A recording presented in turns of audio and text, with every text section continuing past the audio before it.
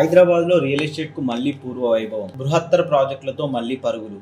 Musi metro విస్తరణ, ప్రధాన నగరం త్రిపుల్ ఆర్, ఫ్యూచర్ సిటీలతో శివార్ల అభివృద్ధి, గ్రోత్ కారిడార్లతో సామాన్యుల సొంతింటి కల సాకారం.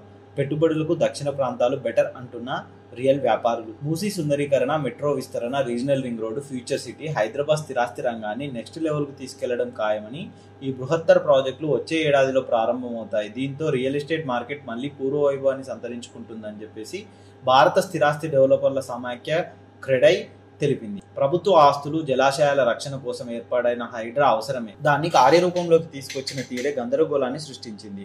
హైడ్రా ప్రభావం ప్రాజెక్టులపై కంటే కస్టమర్ల సెంటిమెంటుపై ఎక్కువ ప్రభావం చూపింది. హైదరాబాద్ రియాలిటీ మార్కెట్ సైకిల్ వ్యవస్థ, వరుస ఎన్నికలు, కొత్త ప్రభుత్వాల విధానాలు, అమలులో జాప్యం, అధిక సరఫరా కారణంగా 2024లో రియాలిటీ మార్కెట్ స్తబ్దుగానే ఉంది. కానీ ఇప్పుడు ప్రభుత్వం శరవేగంగా అడుగులు వేస్తోంది. ఇప్పటికే మూసీలోని అక్రమ నిర్మాణాలు, నిర్వాసితులకు పరిహారం అందించినట్టుగా అంటున్నారు. తదితర అంశాలపై హైకోర్టు నుంచి అడ్డంకులు కూడా తొలగాయని చెబుతున్నారు. కానీ ఇది ఎంతవరకు కొనసాగుతుందో చెప్పలేము. దీంతో మూసీ పునరుజ్జీవానికి ప్రభుత్వం ముందడుగులు వేస్తోందని తెలియజేస్తున్నారు. రెండో దశ మెట్రో విస్తరణ పనులు జనవరి నుంచి ప్రారంభించాలని నిర్ణయించారు.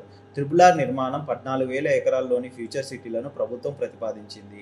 ఆయా ప్రాజెక్టులతో నగరం మరింత అభివృద్ధి చెందడంతో పాటు కొత్త మార్గాలు, ప్రాంతాల్లో రియల్